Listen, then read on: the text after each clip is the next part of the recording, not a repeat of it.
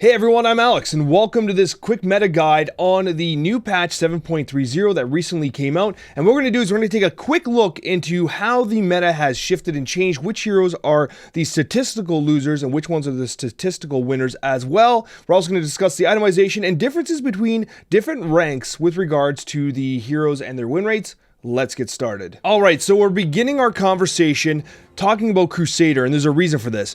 I want to illustrate to you the difference in win rates between different brackets, and Crusader represents kind of like an average in some ways. And what you're going to see is the heroes that received buffs or significant kind of increases to their viability, mainly Beastmaster and Lycan. They have win rate increases of 3%, 2%. So Lycan and Beastmaster are huge winners with the current patch. But what I also want to show you is that you're seeing every hero that got buffed, increasing their win rate.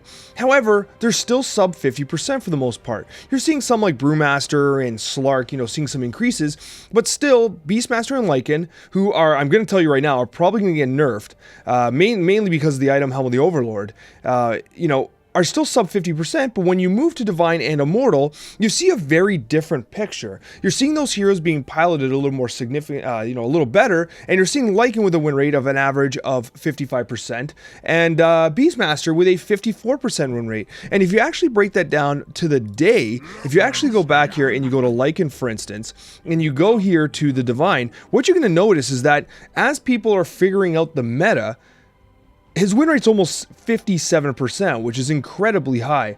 His ban rate is skyrocketing. His pick rate staying relatively consistent. Actually, I shouldn't say that. It's actually increasing significantly. He was less than 1% over the last few days. Now he's at 6%. The graph's just not showing it. And you're going to see something similar with Beastmaster as well. In the Crusader range, he sees a minor bump up in viability and win rate.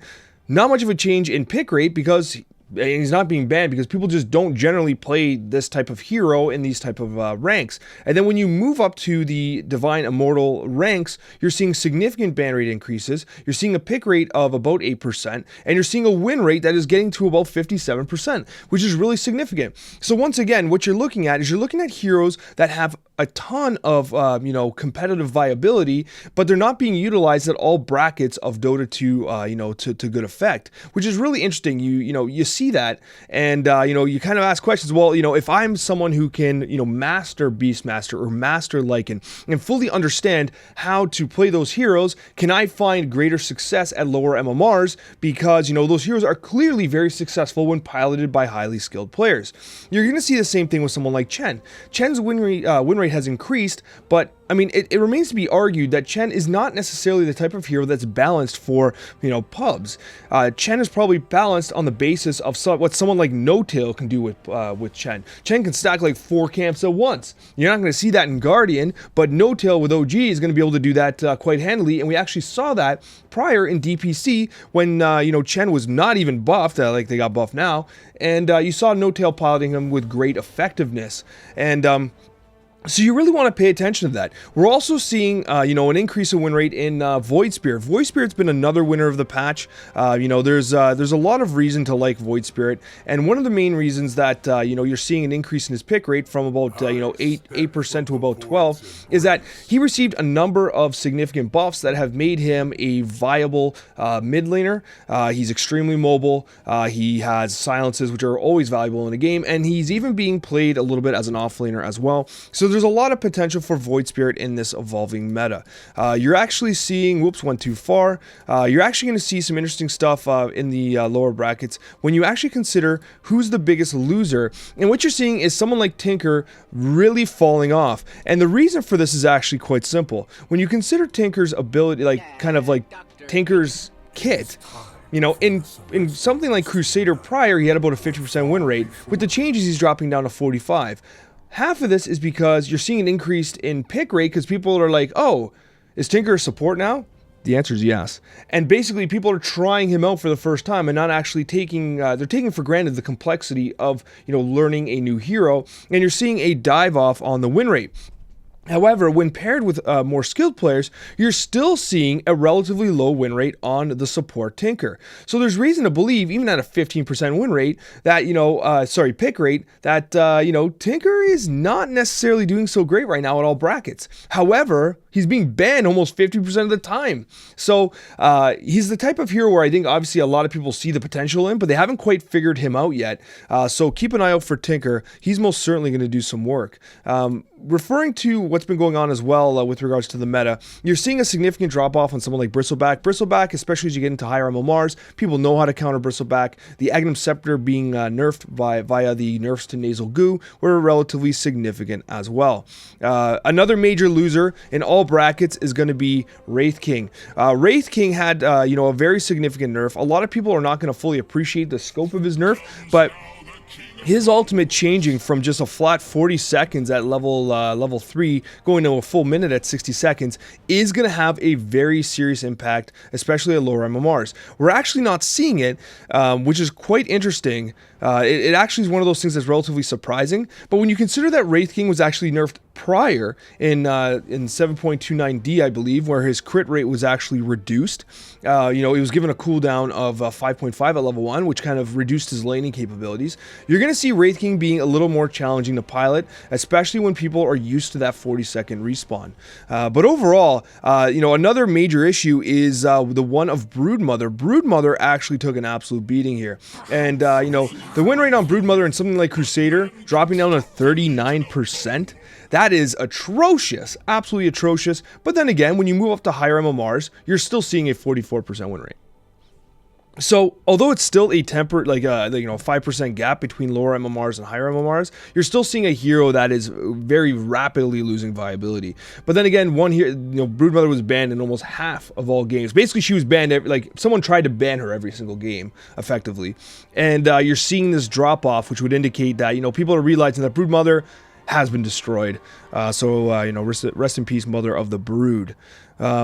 From there, there's a couple other points I want to make here, and the idea here is that, when you look at the higher MMRs, you're going to get a lot of, movement here. And one of the key things is that you're going to see nerfs to Beastmaster and Lycan, probably not in the form of Beastmaster and Lycan themselves, but rather in the form of the itemization, specifically Helm of the Overlord.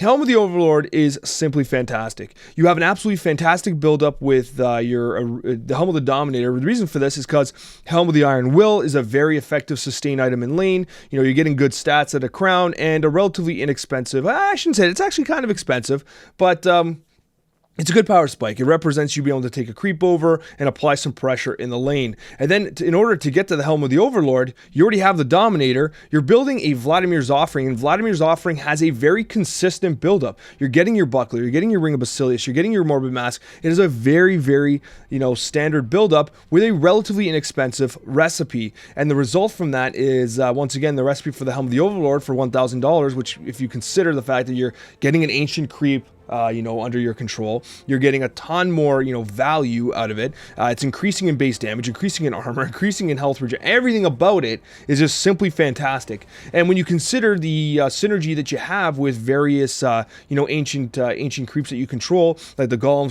with their health bonuses and stuff like that, you're going to see significant tuning to the way the Helm of the Overlord functions, which is then going to have an impact specifically on Lycan and on Beastmaster. And what's interesting about this is, again, Ice Frog and Valve, they have to essentially modify the game and patch the game based on what's going to happen at DPC and at TI.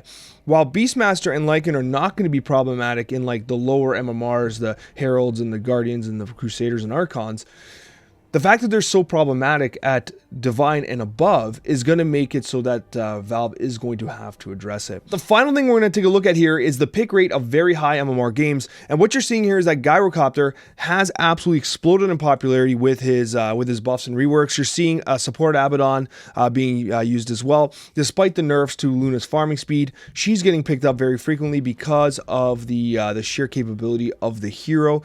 She farms a little slower, but her teamfight capabilities has been increased. Pudge is ever popular. popular, but not seeing much of a win rate increase, to be honest with you, despite the fact of being able to hook creeps.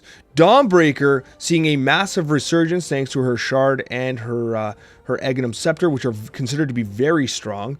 And at the end of the day, you're going to see a lot of movement with heroes like Tinker, Slark, Clinks, and others that are kind of like trying to find their new place in the meta, right? You're seeing very significant changes to Dawnbreaker, very significant changes to Tinker, and overall, time will tell how they do, and we will do an update in the future to give you an idea of what's going on. Anyways, guys, just want to say thank you so much for watching. I really do appreciate it. If you liked the video, I'd appreciate, you smash that like button. Wow, I sound like a horrible YouTuber when I say that. But anyways, guys, I really do appreciate your support. And, if you want to see more videos like this, let me know. If you have, if you want to hear, more about the meta of Dota 2 and you want to see more analysis like this, let me know in the comments. I'd love to hear about it. I love interacting with the community. Thank you guys so much for watching, and a very special thank you to all of our wonderful subscribers. Take care, everyone, and we'll see you in the next video.